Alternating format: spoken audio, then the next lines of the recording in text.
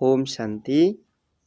मु ब्रह्मा कुमार रघुनाथ दास आपण मानकर स्नेहर सान भाई मोर यूट्यूब चैनल डिवाइन फ्लाइट रे समस्त को हार्दिक स्वागत एवं अभिनंदन।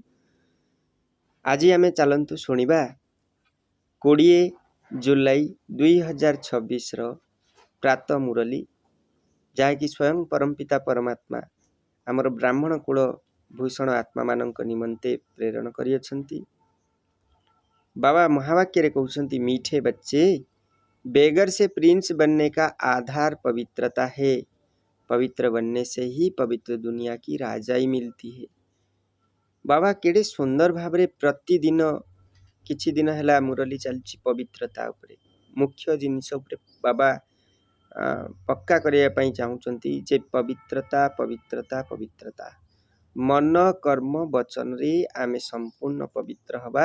कारण पवित्र बनिबा रो विपरीत रे आमे कौन हो जाउचे, मन कर्म वचन रे आमे अपवित्र बा विकारी संस्कार युक्त हो जाउचे। कहीं वर्तमान संपूर्ण मानव समाज मायार अधीनस्थ होइछ। तेणु बाबा हमको कौन करुचंती, श्रीमत आधार रे पवित्र बनैया पई चाहुचंती, पवित्र दुनियार स्थापन करिया पई चाहुचंती। तेणु से सबु बेले गोटे जिनस आम भितरे पक्का करिया पई चाहुचंती कि आमे केमती पवित्र हे। बेगर रु प्रिंस अर्थात भिकारी रु राजकुमार हेबा पई मुख्य आधार होची पवित्रता। पवित्र बनिबा द्वारा ही पवित्र दुनियार राजा पद बा राजाई मिली परिबो। बाबा परम पिता परम शिक्षक रूप रे प्रश्न पचारुचंती, इस पाठशाला का कौन सा पाठ तुम्हें मनुष्य से देवता बना देता है? यही पाठशाला कौन पाठ तुमको मनुष्य रु देवता समान बनाऊँगी? उत्तर, तुम इस पाठशाला में रोज यही पाठ पढ़ते हो कि हम शरीर नहीं आत्मा हैं। यही पाठशाला रे आमे गोटे पाठ पढ़ुचे जे आमे शरीर नहु आत्मा अटू। आत्मा अभिमानी बनने से ही तुम मनुष्य से देवता, नर से नारायण बन जाते हो। तेणु आत्म अभिमानी हेबा द्वारा ही आमे मणिषरु देवता होचे, नररु नारायण बनी जाउचे।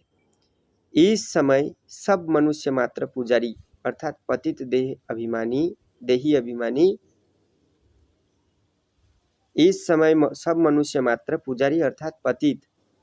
वर्तमान समस्त मनुष्य पुजारी है जाइछंती, सेतले पूज्य थिले एबे पुजारी है जाइछंती। काहे कि ना पतित देह अभिमानी है जाइछंती। पतित एवं देह अभिमानी निजको शरीर भावुचंती, इसीलिए पतित पावन बाप को पुकारते रहते हैं। एथिपई आसी बाबा होचंती के पतित पावन। तेणु पतित पावन परम पिता परमात्मा को डाकुचंती। गीत छोड़ भी दे आकाश सिंहासन। ओम शांति। बच्चे जानते हैं कि यह ओम शांति किसने कहा? कौन से बच्चे? आत्माएं जानती है कि ओम शांति किसकी आत्मा ने कहा? परमपिता परमात्मा ने कहा। परमपिता परमात्मा ने कहा। बच्चे जानते हैं मनुष्य की आत्मा ने नहीं कहा, यह परमपिता परमात्मा शिव ने कहा। तेणु ओम शांति किए कहउचंती? स्वयं परमपिता परमात्मा शिव बाबा कहउचंती। आज कौन? आज होची श्रावण मासर प्रथम सोमवार। तेणु श्रावण मासर प्रथम सोमवार रे शिवंक उपरे जल दान करा जाए बा जल ढला जाए, जलाभिषेक करा जाय थाए। नहीं, विभिन्न मनस्कामनार पूर्ति पाई, विभिन्न दुख कष्ट शांतिर शांति पाई जलाभिषेक करा जाउछि। नहीं, तेणु वो सभी का बाप ऊंचते ऊंचा है। अब गीत में सुना भारत पर बहुत माया का परछाई पड़ा हुआ है। तेणु आमे गीत रे सुनिले जो गीत प्रथम रे गीत जो दिया जाइछि ए गीत अनुसार कौन जे माया रावणर परछाई कोठी पड़छि? सारा भारत उपरे अर्थात भारत उपरे संपूर्ण मायार राज्य चालू अछि। नहीं, अच्छा, बहुत पतित बन गए हैं, इसलिए पुकारते हैं कि हे पतित पावन फिर से आओ पावन बनाने। हे पतित पावन पुणी आसंतु आपण पावन बनैबा पई, पावन दुनियार मालिक बनैबा पई। कहते हैं वही पतित पावन है। एक की ही महिमा होती है। तेणु एक ब्रह्म द्वितीय तो नास्ति, एक ब्रह्म द्वितीय नास्ति। तेणु भगवान से एक एवं अद्वितीय, तांको ही पतित पावन बोली कहा जाए। एक की ही महिमा होती है, वो है सभी आत्माओं का बेहद का बाप। यहाँ सब पतित बन गए हैं, तब पुकारते हैं हे परम पिता परमात्मा।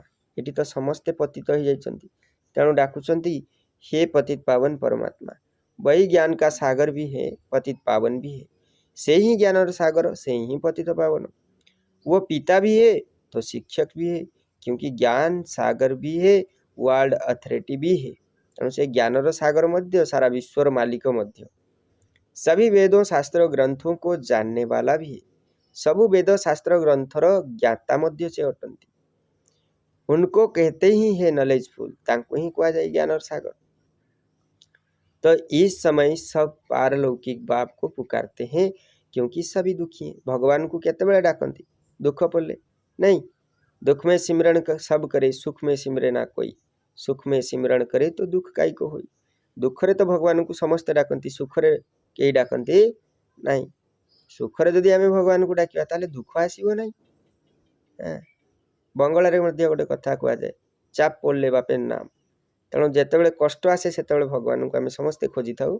भगवान को मंदिर जाऊ, मंदिर जाई मानसिक करू, विभिन्न कथा करथाउ। किंतु खुशी समय रे बहुत कम, अति अल्प लोक जाइथांती। अच्छा, कहते हैं गॉड फादर, उनका नाम भी चाहिए ना। तो गॉड फादर सिना कहा जाए, भगवान परम पिता बोली कहा जाए, किंतु तांकर नाम तो किछि थिबा दरकार। उनका नाम गाया हुआ है शिव बाबा, से नाम होची ओरिजिनल नाम होची शिव बाबा। वही ऊंच ते ऊंच ज्ञान का सागर है, सुख का सागर, शांति का सागर है। से ही समस्तंकर ऊर्ध्वरे, से पिता मान जेते संसार रे पिता मानकर पिता परम पिता। डाक्तर मानकर, डाक्तर को ओडिया रे वैद्य कहा जाए, वैद्य मानकर वैद्य वैद्यनाथ। सारा विश्वर मालिक विश्वनाथ, सारा जगतर पिता तांको कहा जाए जगत पिता बा जगन्नाथ। जे जगन्नाथ से ही विश्वनाथ। एक ब्रह्म द्वितीय नास्ति। शास्त्र रे कहा जाय ना, ब्रह्म एकम विप्रा बहुधा वदन्ति। शास्त्र कहिछि जे ब्रह्म होउचंती एक, परम ब्रह्म परमात्मा एक। विप्रा अर्थात ब्राह्मण माने बहु रूप रे तांको पूजा करती। अच्छा, तेणु आपण माने जानिथिबे मध्य प्रदेश रे स्थित 12 ज्योतिर्लिंग मानक मध्यरु शक्तिशाली शैव पीठ बाबा श्री महाकालेश्वरंकर मंदिर। बाबा श्री महाकालेश्वरंकर मंदिर रे रथ यात्रा दिने, रथ यात्रा रे कौन करा जाए माने शिवलिंग रे जगन्नाथंकर मुखाकृति माने चित्रित करा जाए एवं यह संदेश दिया जाए जे एक ब्रह्म द्वितीय नास्ति एवं भगवान एक, तांको विविध रूप रे आमे समस्त पूजा करिथाउ। अच्छा, वही ऊंच ते ऊंच ज्ञान का सागर, सुख का सागर, शांति का सागर। यह मनुष्य की आत्मा अपने बाप की महिमा करती है। तेणु मनुष्य मानकर आत्मा परम पिता परमात्मा, से मनुष्य मानकर से बापांकर महिमा करुचंती, शिव बाबांकर महिमा करा जाउछि। ऊंच ते ऊंच आत्मा किसकी है? परम पिता परमात्मा की। तो उच्चरु उच्च आत्मा कहार? परम पिता परमात्मा का श्रेष्ठ आत्मा। वो है परम पतित, मनुष्य उनको याद करते हैं। वो है परम, से होचंती श्रेष्ठ, एवं पतित लोक माने पापाचारी लोक माने तांको याद करंती, स्मरण करंती। सतयुग में जब पावन भारत था, देवी देवताओं का राज्य था, तो कोई पतित नहीं था। यह है तम प्रधान दुनिया, अर्थात दुनिया में जो मनुष्य रहते हैं सब पाप आत्मा है। तेणु वर्तमान दुनिया रे जो मनुष्य माने रहउचंती से माने पाप आत्मा। सत्य युग रे सब देवी देवता आत्मा बा दैवी आत्मा रूप रे थिले। यही भारत पावन था, यही भारत पतित हो गया। यहाँ कलियुग में सब पतित हैं। यही भारत ही पावन थिला, यही भारत ही पतित हो जाइछि, एठी ही स्वर्ग थिला, एठी ही नरक हो जाइछि। तुम जानते हो ज्ञान का सागर पतित पावन परम पिता परमात्मा परम धाम से आकर ब्रह्मा द्वारा पढ़ाते हैं। तुम्हें जानिच जे स्वयं परम पिता परमात्मा से ब्रह्मा बाबा शरीर रे कौटू आसिकी परम धाम न तद भाषा यते सूर्य न शशांक न पावक जद्गत्वा न निवर्त्यन्ते तद्धाम परमम मम। अर्थात जोटी बिजुलीर घड़घड़ी शब्द शुणा जाए नहीं, जोटी सूर्यंकर प्रखर किरण मध्य पड़े नहीं, जोटी कि मनीष निजर स्वदेह फेरी जाई पारे नहीं, ताहा होची मोर धाम परम धाम। शून्य शून्य महाशून्य शून्य मध्य निरंजन निरंजन मध्य ज्योति सो ज्योति परम ब्रह्म है। एवं भगवानकर आकृति किपरि दीपं ज्योति परम ब्रह्म दीपं ज्योति जनार्दन दीपं ज्योति हरे में पाप पूजा दीप नमस्तुते संध्या समय संध्या दीपं नमस्तुते इत्यादि कह जाए मंत्र रे। तेणु वास्तव में भगवानकर स्वरूप हूँ ज्योति बिंदु स्वरूप। तेणु ब्रह्मांक शरीर आसी अवतरित ही गीता ज्ञान प्रदान करता। मम योनि महत् ब्रह्म तस्मिन् गर्भ ददाम्यहम संभव सर्वभूतानां तत भवति भारत। मजनी महत् ब्रह्म अटे गर्भ धारणे से प्रकटे मोर विशाल माया पार्थ ढांकी रखिछि ए जगत जगत सृष्टिर निमित्त ब्रह्मांक ठारे दिए सत्व। अर्थात ब्रह्मांक शरीर रे स्वयं अजन्मा परम पिता परमात्मा ब्रह्मांक शरीर रे तांकर माया बल रे पर काया प्रवेश करी दिव्य गीता ज्ञान देइथांती। सेतिपाई तो कहा जाए ना ब्रह्मा बिड़बिड़िले वेद। अच्छा तेणु यह बातें कोई शास्त्र में नहीं है, कौन नहीं है, जरूर उनका शरीर तो चाहिए ना, शिव भगवान को तो शरीर दरकार से तो अशरीरी तांकर शरीर नहीं जन्म मृत्यु चक्र मुक्त से। अच्छा यह बातें कोई शास्त्र में नहीं है, ज्ञान का सागर जो अथॉरिटी है वही सब कुछ जानते हैं। भारत में चित्र भी दिखाते हैं, विष्णु का नाभि से ब्रह्मा निकला, उनको हाथ में शास्त्र देते हैं, उनके हाथ में शास्त्र देते हैं। कहाँ का हाथ रे? ब्रह्मा का हाथ रे शास्त्र देखा जाता है। अभी विष्णु कोई सब शास्त्रों का सार नहीं सुनाते, परम पिता परमात्मा ज्ञान का सागर ब्रह्मा द्वारा सब शास्त्रों का सार समझाते हैं। हाँ तो परम पिता परमात्मा ब्रह्मांक शरीर अवतरित ही समस्त शास्त्र सार तत्व गुड़ी को बुझाउछंती। ब्रह्मा विष्णु शंकर का भी वो रचयिता है। तेणु ब्रह्मा विष्णु एवं शंकरंकर मध्य रचयिता होचंती परम पिता परमात्मा शिव बाबा। तेणु आमे माने भक्ति मार्गर कथा आमे जानिछु जे शिव जी शंकर सी, किंतु ज्ञान मार्ग रे स्वयं परम पिता परमात्मा अवतरित ही आमको कौन बुझाउछंती कि स्वयं परम पिता परमात्मा ज्योति बिंदु निराकार ज्योति बिंदु स्वरूप नहीं, से तो निराकार ज्योति बिंदु स्वरूप अजन्मा अजन्मा अजर अमर अविनाशी से स्वयं भू से निज निजर स्रष्टा तांकर परम तांकर पिता कहीं नांती से तेणु तांको परम पिता बोली कहा जाए। से समस्तंकर गुरु सद्गुरु नहीं। अच्छा ब्रह्मा को व विष्णु को ज्ञान का सागर नहीं कहेंगे, शंकर की तो बात ही छोड़ दो। अभी ज्ञान का सागर कौन? निराकार ऊंचते ऊंच परम पिता परम आत्मा ही पतित पावन। यह महिमा है उस परम पिता परमात्मा की। यहाँ भी आत्मा की ही महिमा होती है। आत्मा ही शरीर द्वारा कहती है मैं प्रेसिडेंट हूँ, बारिस्टर हूँ, मैं फलाना मिनिस्टर हूँ। तो आत्मा ही शरीर द्वारा कहूँ मु राष्ट्रपति बा मु मुख्यमंत्री मु प्रधानमंत्री इत्यादि इत्यादि कथा। तेणु शरीर हूँ केवल गोटे कथा कह जंत्र, किंतु कथा कहला वाला हूँ आत्मा। अच्छा आत्मा ही मतरवा लेती है, शरीर द्वारा आत्मा कहती है मैं एक शरीर छोड़ दूसरा लेता हूँ। इस समय जब बाप आते हैं कहते हैं बच्चे आत्मा अभिमानी बनो। बाबा आसी हमको बुझाउछंती कि पिला माने तुम्हें आत्मा अभिमानी हुआ, निजको शरीर मने न करी शरीर को चलेला वाला आत्मा अनुभव करो। मैं तुम्हारा बाप आया हूँ तुमको यही पाठ पढ़ाने। यह पाठशाला है मनुष्य से देवता बनने की।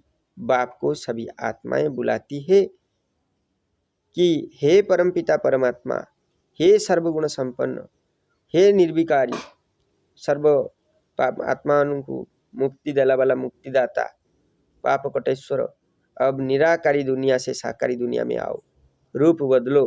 तुम निराकारी आत्माएं, तो अब तुम निराकारी आत्माएं जब शरीर में आती हो तो गर्भ में आती हो, पुनर्जन्म लेती हो ना। आमे जेतेबेले आत्मा माने परम धाम रु आस्थाउ नहीं, जेमती गोटे रंगमंच उपरे अभिनेता अभिनेत्री माने रोल करथांती, तेणु घर जो ड्रेस पिंधिकी आसतांती से ड्रेस रे कौन स्टेज उपरे अभिनय करती नाई ग्रीन रूम रे सेमानंकर अभिनय अनुसार ड्रेस परिधान करता तेणु परमधाम आम घर परमधाम रु आसी सृष्टि रंगमंच उपरे अभिनय करने पूर्वर आमे मांकर गर्भरूपी ग्रीन हाउस रे प्रवेश करी नर बा नारीर शरीर धारण करी बा वस्त्रटी को परिधान करी आसी था ना। तेणु बाप समझाते हैं तुमने 84 जन्म गर्भ से लिए हैं, तुम्हें 84 जन्म गर्भरु नहीं चो, एक शरीर छोड़ फिर गर्भ में जाते हो। गोटे शरीर छाड़ी आमे पुनश्च पुनरपि जननम पुनरपि मरणम पुनरपि जननी जठरे शयनम है गोटे शरीर छाड़ी पुनश्च मातृगर्भ रे आमे शरीर देवछु। ऐसे 84 जन्म लेते हो। तो मैं तो गर्भ में नहीं आता हूँ। भारतवासी असूल में देवी देवता धर्म के थे, फिर सीढ़ी नीचे उतरते आए क्षत्रिय वर्ण में, फिर वैश्य शूद्र वर्ण के कलाएं कम होती जाती है।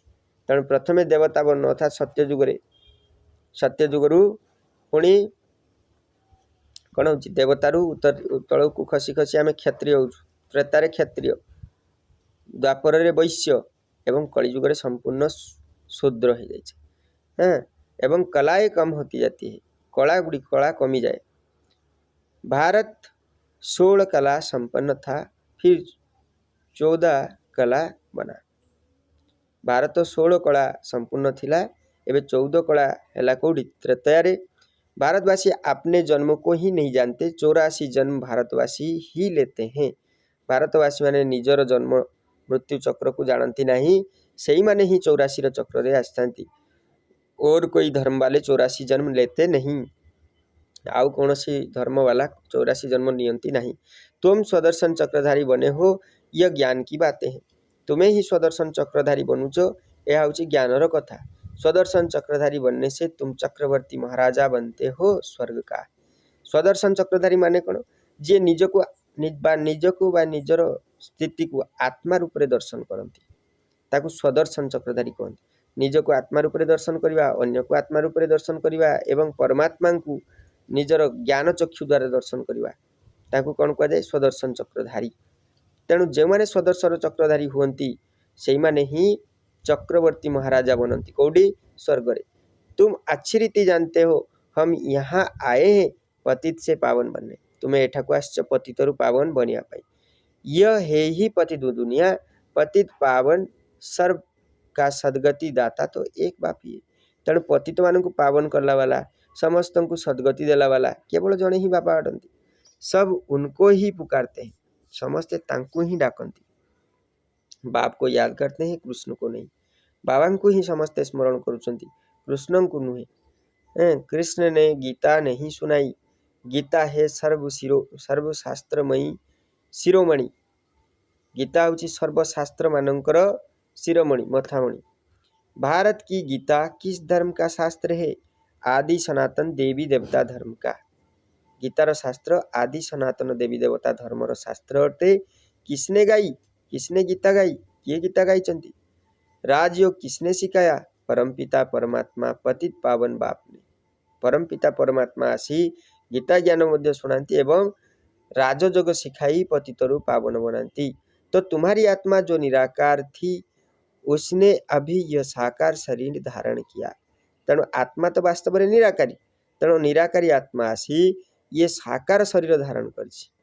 साकार मनुष्य को कभी भगवान नहीं कहेंगे। भल सतयुग में लक्ष्मी नारायण है तो भी भगवान नहीं कहेंगे। सत्ययुग रे लक्ष्मी नारायण रहिबे मध्य से मानक भगवान कहजिबो नहीं। यह तो करके उपाधि माने टाइटल दी जाती है। कायदे अनुसार भगवान एक ही है। Creator is one. स्रष्टा होचंती जणे, स्रष्टा होचंती जणे, बाकी वो है देवताएं। 5000 वर्ष की बात है। इन लक्ष्मी नारायण का राज्य था, इनको महाराजा महारानी कहा जाता था। भगवान महाराजा नहीं बनते, भगवान होचंती अभोक्ता। कौन? भगवान होचंती अभोक्ता, कौन सी जिनस से भोग करती नहीं। आमे ठाकुर को आराधना करुचु, पूजा करुचु, प्रसाद लगौछु भगवान कौन ताकू ग्रहण करुचंती वास्तव रे ग्रहण न करी मध्य से करंती अर्थात भगवान कर सिना इंद्रिय नाही किंतु इंद्रिय गुण प्रकाश करंती से कौन आम चढ़ाउवा प्रसाद को ग्रहण करि नियंती कि खाई दउचंती कि नाही तांकर दृष्टि पड़ी थाए बोली भक्ति मार्ग रे आमे विश्वास करता जे से स्वीकार कले आमे अर्पण कले से स्वीकार कले। अच्छा अभी तो देवी देवता धर्म का कोई है नहीं, इनको कहा जाता है रावण संप्रदाय क्योंकि रावण राज्य है। रावण को वर्ष वर्ष जलाते रहते हैं क्योंकि यह पुराना दुश्मन है। रावण हूँ पुराना दुश्मन बा शत्रु कहीं ना यही रावण ही आमर रावणर कतटी मथा देखाती 10टी अर्थात पुरुषर 5 विकार नारीर 5 विकार काम क्रोध लोभ मोह अहंकार नहीं। तेणु शास्त्र में भी वर्णन नहीं है कि रावण कौन है। रावण को 10 शीश क्यों दिखाते हैं, इन बातों को अच्छी रीति समझना है। मनुष्य तो बिल्कुल पत्थर बुद्धि है, मनुष्य बिल्कुल पत्थर बुद्धि है जाइछंती। पारस बुद्धि इन लक्ष्मी नारायण आदि को कहेंगे। पारस बुद्धि किए लक्ष्मी नारायण। पारसनाथ पारसनाथिनी का राज्य था अर्थात लक्ष्मी एवं नारायण का राज्य थिला। यथा राजा रानी तथा प्रजा, भारत जैसा सुखधाम और कोई खंड नहीं होता। जब भारत में स्वर्ग था तो कोई बीमारी दुख रोग नहीं था। भारत जेतले स्वर्ग थिला सेतले कौनसी दुख रोग इत्यादि नथिला। गाया जाता है ईश्वर की महिमा अपरंपार है। गायन मध्य रही जे ईश्वरंकर महिमा होची अपरंपार अर्थात ईश्वरंकर महिमार कौनसी सीमा न थाए। वैसे भारत की भी महिमा अपरंपार है। सारा मदार पवित्रता पर है। सबु किछि जिनिस पवित्रता ऊपर ही रही थाए। पुकारते भी ऐसे हैं, सब पतित हैं। आमे सब भगवान को मध्य डाकी थांतु हे पतित पावन, हे पाप कटेश्वर, आमको आसी पापरु मुक्त करो, आमको ये पापाचारी दुनिया रु मुक्त करो। पीस नहीं है, प्रस्पटी नहीं है अर्थात शांति नहीं, समृद्धि नहीं, दुख अशांतिर दुनिया भितर आमे समस्ते जली मरुचे। हरिओम नमः शिवाय। अभी तुमने समझाए हम भारतवासी सूर्यवंशी देवी देवता थे, फिर धीरे धीरे पतित बने। आमे एबे जानुचु कौन भारतवासी सूर्यवंशी देवी देवता थिले, पुणी धीरे धीरे पतित बनुअछंती। इनको कहा ही जाता है मृत्युलोक। एटा को कौन कहा जाउची मृत्युलोक बोली आमे कहूछु। इसको आग लगनी है, यही मृत्युलोक को निया लगिबार अछि अर्थात विनाश समय। यह है शिव ज्ञान यज्ञ, रुद्र ज्ञान यज्ञ भी कहते हैं। यह होची शिवंकर ज्ञान यज्ञ बा रुद्र ज्ञान यज्ञ मध्य कहा जाए। मनुष्य नाम तो बहुत रख देते हैं, जहां भी शिव के मूर्ति देखते हैं तो अनेक भिन्न भिन्न नाम रखते हैं। शिवंकर मूर्ति जोटी देखा जाए सेठी आमे विभिन्न नाम रखी थाउ, तांकर गुणवाचक नाम रखी थाउ। एक के ही अनेक नाम से मंदिर बनाते हैं। तेणु बाबा होचन जणे, तांकर कोडी नाम चंदनेश्वर, कोडी भूषणेश्वर, कोडी पापकोटेश्वर, कोडी बराळ बालुंकेश्वर, कोडी पंचलिंगेश्वर इत्यादि इत्यादि नाम रखता हो। तो एक तो सही। तो बाप बेड समझाते हैं ज्ञान भक्ति वैराग्य। अभी भक्ति पूरी हुई है, अभी भक्ति पूरी होती है, तुमको भक्ति से वैराग्य आता है अर्थात इस पुरानी दुनिया से वैराग्य। ये पुरानी दुनिया विनाश होनी है, यही पुराना दुनिया बर्तमान विनाश आसी सामना रे छिड़ा ही।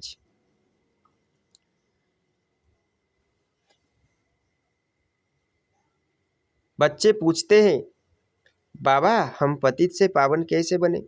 कई नए आते हैं तो एलाउ नहीं किया जाता। बाबा हमें पचारुछु जे बाबा हमें पतितरु पावन केमिति हबु। नुआ आत्मा आसुछन तो काहाको एलाउ करा जाए नहीं। तांको 7 डेज कोर्स करेबा, तांको जोगरे बसेबा, जोग शिखे जोगरे बसेबा, तापरे समस्तंक सहित बसी मुरली सुनेबार इजाजत दिया जाए। अच्छा, तो जैसे कॉलेज में कोई नया जाकर बैठे तो कुछ भी समझ ना सके और किसी को पता ही नहीं है मनुष्य से देवता कैसे बन रहे हैं। तो मनुष्य केमिति आमे देवता होचे एक कथा तो कहीं जानती नहीं। मनुष्य जो पतित है वही पावन बनते हैं। मनुष्य जे पतित से ही पावन होती। मैला लुगाटी को ही आमे सफा करता हो, पतित आत्मा ही सेमिति पावन होता है। मूर्ख को ही शिखा जाए नहीं। तेणु ये समय भारत भी बेगर है। एबे भारत भिकारी तुल्य हो जाइए, कहीं समस्त आत्मा बर्तमान भिकारी हो जाइए। सतयुग में भारत प्रिंस था। श्री कृष्ण सतयुग का पहला नंबर प्रिंस था। उसने सब गुणों है, उसमें सब गुण है, तब 16 कला संपूर्ण बोली कहा जाए। राज्य लक्ष्मी नारायण का कहेंगे, लक्ष्मी नारायण का राज्य बोली कहा जाउछि नहीं। तेणु श्री कृष्ण तो प्रिंस था, राधे प्रिंसेस थी। श्री कृष्ण राजकुमार थिले, राधे श्री राजकुमारी थिले। श्री कृष्ण प्रिंस की महिमा गाई जाती है। सर्वगुण संपन्न, सर्व कला संपन्न, 16 कला संपन्न, संपूर्ण निर्विकारी इत्यादि इत्यादि सब गायन करा जाए जे श्री कृष्णकर गुण गाइबा। उसने कोई गीता नहीं सुनाई, से केबे गीता सुनाई नथिले। वो तो सतयुग का प्रिंस था, से तो सत्ययुगर प्रिंस थिले, राजकुमार थिले। तेणु सत्ययुगर गीता कोठी सुनेबे। वो पतित मनुष्यों को पावन बनाने के लिए गीता पाठ सुनाए, यह हो नहीं सकता। तेणु पतित आत्मा मानंकु तो गीता सुना जाउछि। तेणु सत्ययुगरे तो समस्ते पावन दुनिया रे अछंती। तेणु सेठी कोठी काहाकू गीता सुना जाई परिबो। यह सब शास्त्र है भक्ति मार्ग के, कितनी शास्त्रों की महिमा है। सतयुग में कोई शास्त्र चित्र आदि भक्ति मार्ग के होते ही नहीं। सत्ययुग कौन सी शास्त्र बा कौन सी फोटो कौन सी मूर्ति इत्यादि रही ही न था। वहाँ तो ज्ञान की प्रारब्ध होती है 21 जन्म के लिए। तेणु आमे पुरुषोत्तम संगम जुगरे जो पुरुषार्थ करी जाउछु, तारी आधार रे आमे प्रारब्ध 21 जन्म प्रारब्ध भोग करता। फिर से सतयुग का राज्य भाग्य ले रहे हैं। भारतवासी सतयुग में 5000 वर्ष पहले विश्व के मालिक थे और कोई भी पार्टीशन आदि नहीं था। तेणु भारतवासी 5000 वर्ष पूर्व विश्वर मालिक थिले, आउ कौन सी पार्टीशन नथिला, अर्थात अन्य कौन सी राजा नथिले। 5000 वर्ष की बात है, अभी कलियुग का अंत है ना, विनाश सामने खड़ा है। 5000 वर्ष पर वर्तमान कलियुगर अंतिम समय विनाश समय आसिलानी। तेणु भगवान ने यह ज्ञान यज्ञ रचा है। भगवान एवं आसी ज्ञान जग रचना कर पतित कलियुगी दुनिया को पावन सतयुग बनाने, तो जरूर पतित दुनिया का विनाश होगा। तेणु पावन दुनिया स्थापन करने आसन तो पतित दुनियार विनाश निश्चय हो। गाया भी हुआ है, ब्रह्मा द्वारा आदि सनातन देवी देवता धर्म की स्थापना सो अब ब्रह्मा बाबा शिव बाबा ब्रह्मा बाबा द्वारा करा रहे हैं। तेणु एबे शिव बाबा आसी ब्रह्मा बाबा शरीर द्वारा कराउचंती। मजनी महत ब्रह्म अटे, गर्भ धारणे से प्रकटे। अर्थात मु जहाँ शरीर को आस्था से होचंती ब्रह्मा, से महत ब्रह्म माने ब्रह्मा गर्भ धारणे से प्रकटे। अर्थात माँ को कोलरू से जन्म नहीं थांती एवं मोर विशाल माया पार्थ ढांकी रखी ए जगत सृष्टिर निमित्त ब्रह्मांक ठारे दिए सत्व। अर्थात मु ब्रह्मांक ठारे सत्व देई थाए। अर्थात ब्रह्मांक शरीर में प्रवेश करी आसी कौन करता है, जगत नूतन जुगतर सृष्टि करी थाए। तेणु तुम अभी मनुष्य से देवता बन रहे हो, गाते भी हैं परम पिता पतित पावन। परम पिता परमात्मा ब्रह्मा द्वारा स्थापन कराते हैं। वो तो हुआ प्रजापिता, उनकी सब औलाद है। प्रजापिता ब्रह्मांकर समस्ते संतान। बराबर ब्रह्मा द्वारा ही स्वर्ग की स्थापना हुई थी। आज से 5000 वर्ष पहले भी मैं संगम पर आया था, तुमको यह राजयोग सिखाने आया था।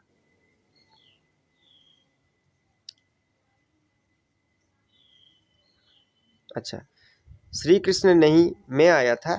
श्री कृष्ण पतित दुनिया में आ नहीं सकता, बाप ही आते हैं। वही सर्व का सदगति दाता है। मनुष्य को सदगति दे नहीं सकते। मनीष को एटी सदगति दे पारिबे नहीं। याद भी सभी एक को ही करते। समस्ते भगवान को एक को ही याद करा जाए। राम को आम भगवान मानु, किंतु वास्तव में रामचंद्र शिव को भगवान मानी पूजा करते, रामेश्वर बोली कहा जाए। कृष्ण को गोपेश्वर बोली माने गोपेश्वर वृंदावन रे श्रीकृष्ण जो शिव बाबा मंदिर स्थापन करी पूजा करते बोली कहा जाए, तांको गोपेश्वर बोली कहा जाए। अच्छा, तुम बच्चे जानते हो परम धाम में रहते हैं। परमात्मा कोठी रहउचंती, जे मनीष मान को गति सदगति देई थांती, से परम पिता परमात्मा कोठी रहउचंती, परम धाम रे। वो है ब्रह्म महतत्व। वहाँ आत्माएं पवित्र जैसे महात्माएं हैं। तेणु ब्रह्म महतत्व कौन परम धामर जो नाली रंगर किरण पड़ी था विच्छोरित होता है ब्रह्म महतत्व बोली कहा जाए। वहाँ आत्माएं परमात्मा सॉरी वहाँ आत्माएं पवित्र जैसे महात्माएं तेणु आत्मा माने से पवित्र जमी महात्मा माने पवित्र रुहति। जहाँ भी महान आत्मा पतित आत्मा कहते हैं जोठी महान आत्मा माने रुहति सेठी पतित आत्मा बोली कह जाए। कहीं दिन अच्छी बोली आम राति कहूँ जदि सब दिन था रातिर कौन अनुभव आसता है। तेणु महान आत्मा कह जाऊँ महान आत्मा पापात्मा पुण्यात्मा देवात्मा महात्मा इत्यादि विभिन्न कथा रही नहीं। वास्तव में यहाँ महान आत्मा एक भी नहीं है। आत्मा को ही पावन सतो प्रधान बनना है ज्ञान और योग से ना कि पानी से। ज्ञान एवं योग द्वारा ही आत्मा एठी महान हम नुहे कि पानी रे बा गंगारे गाधे आम पानी गंगा पवित्र हो गंगारे गाधेवा द्वारा कौन हुए शरीर टी शुद्ध हो सी तो आम नलकूपर पानी रे देह धोईज किंतु वास्तव में मन भितर ही आत्मा ही पाप संचित ही रही है। तेणु आत्मा तो पानी रे बुड़ब नहीं नहीं नैनं छिंदती शस्त्राणी नैनं दहती पावक न चैन क्लेदयांतप न शोषयति मारुत नहीं। तेणु आत्मा को तो अस्त्र भी मारी पारिबनी शस्त्र काटी पारिबनी अग्नि मध्य पोड़ी पारिबनी पानी बुड़ाई पारिबनी। तेणु पानी जदि न बुड़ाई पारिबो ताले आत्मा भितर पाप धोइबो किमिति। आत्मा ही पतित बनी है आत्मा में ही खाद पड़ती है आत्मा ही गोल्डन सिल्वर कॉपर आयरन बनती है। अभी आत्माएं जो पतित है उनको पावन कौन बनाए। तेणु आत्मा ही पतित है आत्मा ही ब्राह्मण सॉरी प्रथम देवात्मा तापरे क्षत्रिय वैश्य शूद्र ही वर्तमान संपूर्ण माने विकारी हो जाए। सिवाय परमपिता परमात्मा के और कोई पवित्र पावन बना ना सके। बाप ही बैठ समझाते हैं मामेकम याद करो तो तुम्हारे पाप भस्म हो जाएंगे। बाबा स्वयं बसी बुझाऊँ जे मते ही तुम्हें स्मरण करो मो सहित जोगयुक्त हो रुह ता द्वारा तुम पाप भस्म हो। कारण शिव को पाप कटेश्वर बोली कह जाए। जितना याद करेंगे उतना पतित से पावन बनेंगे। जिते आम चिंतन करवा सेते पवित्र होगा। मेहनत इसमें है ज्ञान तो सारा बुद्धि में है। ज्ञान तो आम थे शुणिले बुझीपर जान नहीं पार किंतु बारंबार आमको जोगयुक्त निरंतर भाव होगापी पड़ो। कारण जन्म जन्मांतर हिसाब यह चक्र कैसे फिरता है। हम 84 का जन्म कैसे लेते हैं। सतयुग में कितना समय राज्य चलता है। फिर रावण कैसे आता है रावण कौन है यह सब यह भी किसी को पता नहीं। कब से रावण को जलाते आते हैं जलाते आते हैं कबे टू जड़े आसुचंदी यह भी किसी को पता नहीं। हर वर्ष जलाते हैं सतयुग में तो नहीं जलाएंगे। अभी है ही रावण राज्य राम राज्य तो कोई स्थापना नहीं कर सकता। यह तो बाप का ही काम है। पतित मनुष्य तो कर नहीं सकते वो तो सब विनाश हो जाएंगे। वर्तमान पतित दुनिया पतित मनीष समस्ते विनाश हो। पतित दुनिया ही विनाश होनी है। पतित दुनिया ही वर्तमान विनाश हो। सतयुग में एक भी ऐसे नहीं कहेंगे कि हे पतित पावन आओ। सत्ययुग के ही कहे नहीं हे पतित पावन आस नहीं। कारण संपूर्ण पतित सेटा हूँ पावन दुनिया। वो तो पावन दुनिया है ना। तुम अभी जानते हो कि इन लक्ष्मी नारायण को ऐसा स्वर्ग का मालिक किसने बनाया है। फिर इन्होंने 84 का जन्म कैसे लिए। तुम्हें मैंने वर्तमान जानूचो जे यही लक्ष्मी नारायण को सत्ययुगर मालिक बा मालिकाणी बा महाराजा महाराणी किए बनई 84 जन्म क्यों मैंने नौचंती। वही इस समय शूद्रवंशी बने हैं। जो सनातन देवी देवता धर्म वाला मैंने 84 जन्म नहीं नौचंती से मैंने ही वर्तमान शूद्र रे आसी पहुंची।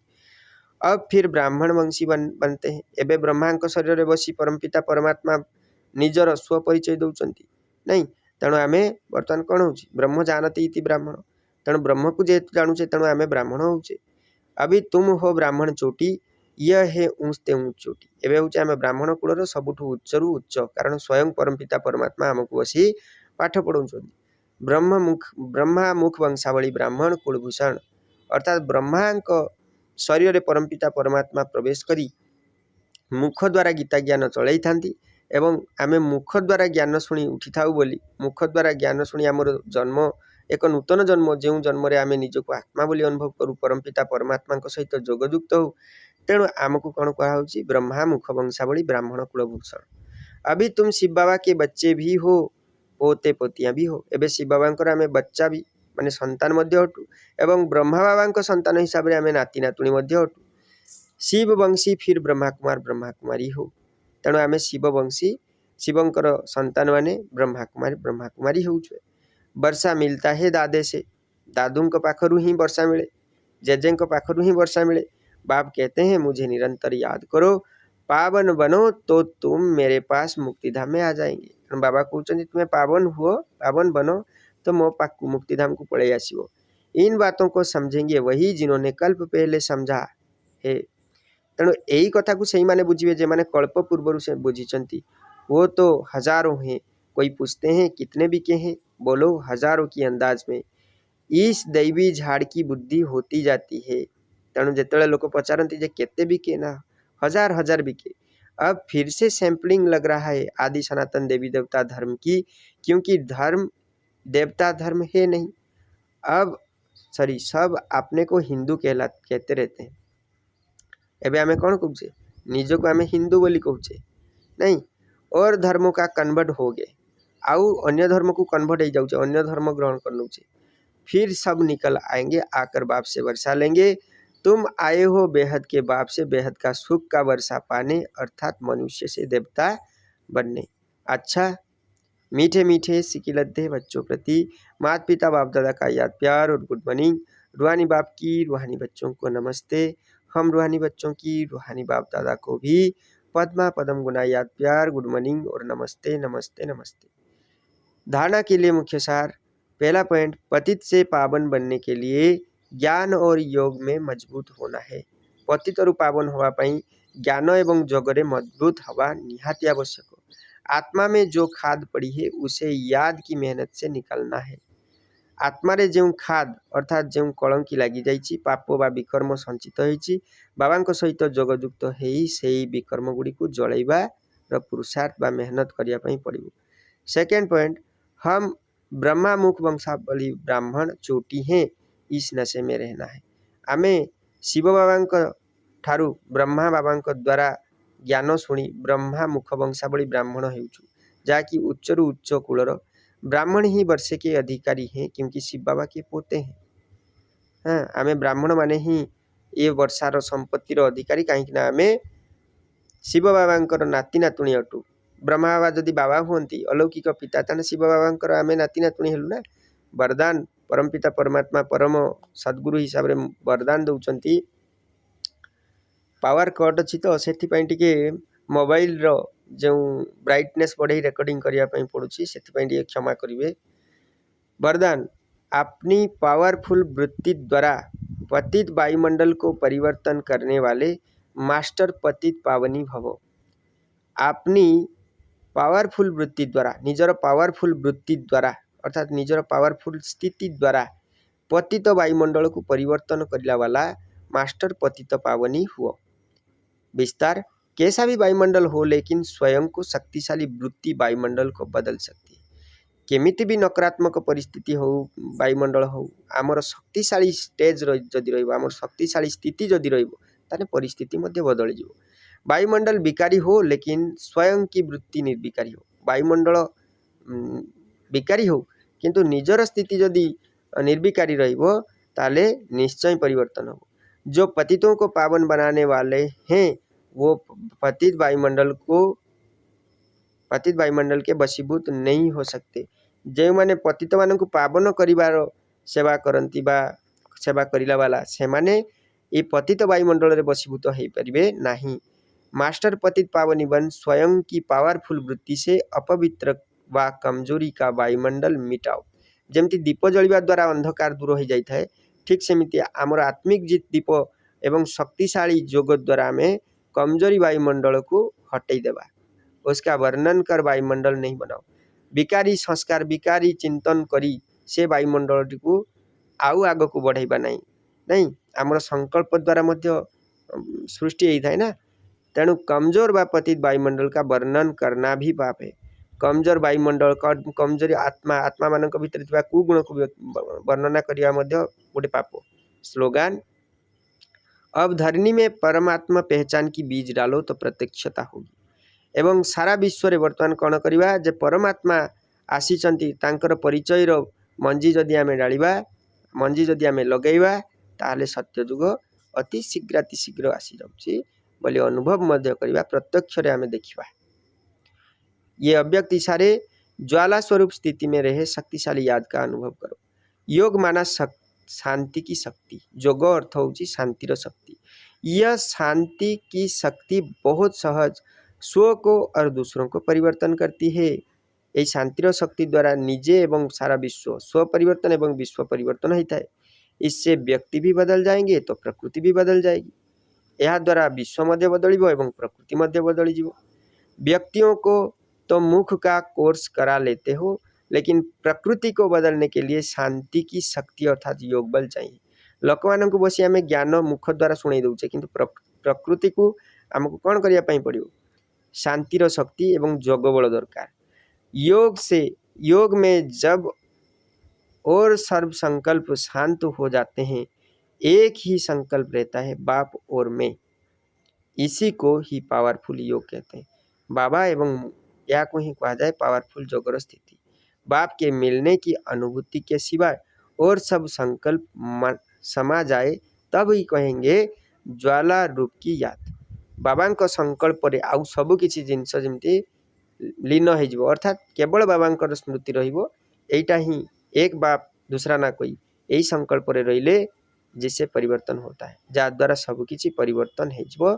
सबकि नकारात्मक जिनिस पापाचारी जिनिस भस्म हो, तामसिक संस्कार भस्म हम एवं आमर पवित्र तार प्रतिष्ठा बा पवित्रतार धारणा संभव हो पार। निज भितरे दैवी संस्कार धारणा हम। अच्छा, ओम शांति, ओम शांति, ओम शांति।